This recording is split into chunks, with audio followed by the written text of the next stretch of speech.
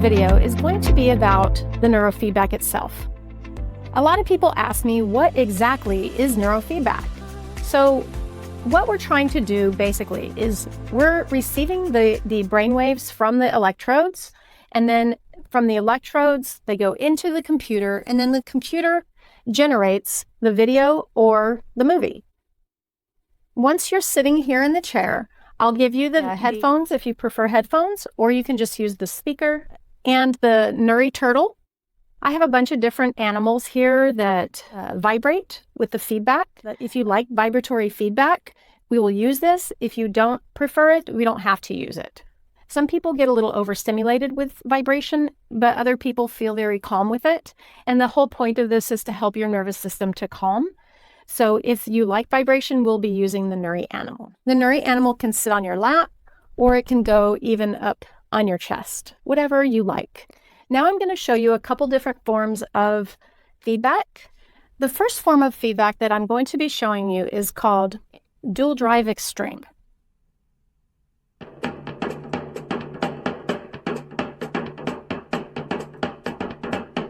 Now you can see in this video that the exhaust changes color according to how fast the car is going.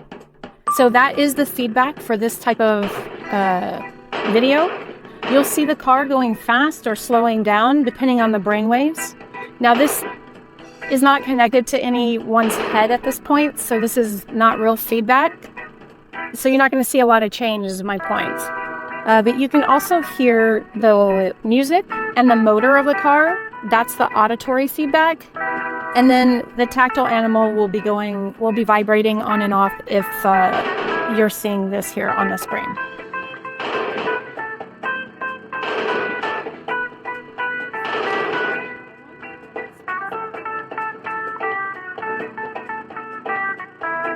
So inner tube is a kind of a cool video. I like it because it's very relaxing.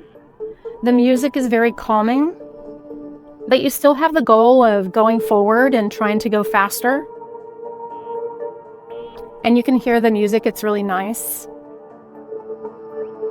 I also have Toy Train Adventures.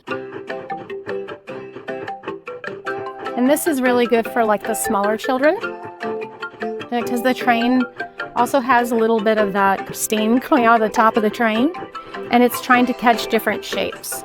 So we can keep the little kids' attention pretty good, trying to catch those different shapes and maybe counting how many they are.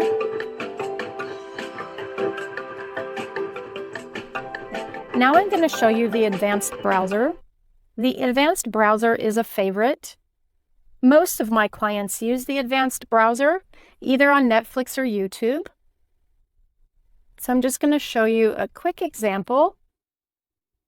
And so with this, what you're going to notice is that the feedback is actually the screen shrinking and getting bigger. You'll also notice sometimes that it might flicker like a grayish. And again, you have the volume going up and down depending on the feedback. So it's pretty fun. You're able to pick pretty much any video you want. I just recommend for people to only pick movies and things that are calming. So if there's a video that's too exciting for a child or a person, then I recommend something a little more calming. So what exactly is happening when the screen gets bigger or smaller?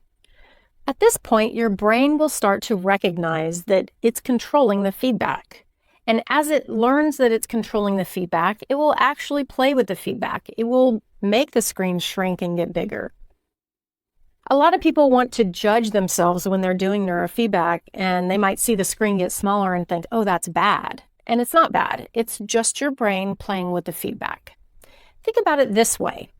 When you're driving or riding a bicycle, your brain does very small little movements of that wheel or the steering of the bike to make tiny little movements to keep you balanced or to keep the car going straight. Your brain does the same thing with the neurofeedback. It sees the changes and it makes small little changes to change the feedback. I hope this helped you understand a little bit more about what is exactly happening during neurofeedback. And if you want to find out a little bit more information, go ahead and click on the next video, and we will continue this 3-part series.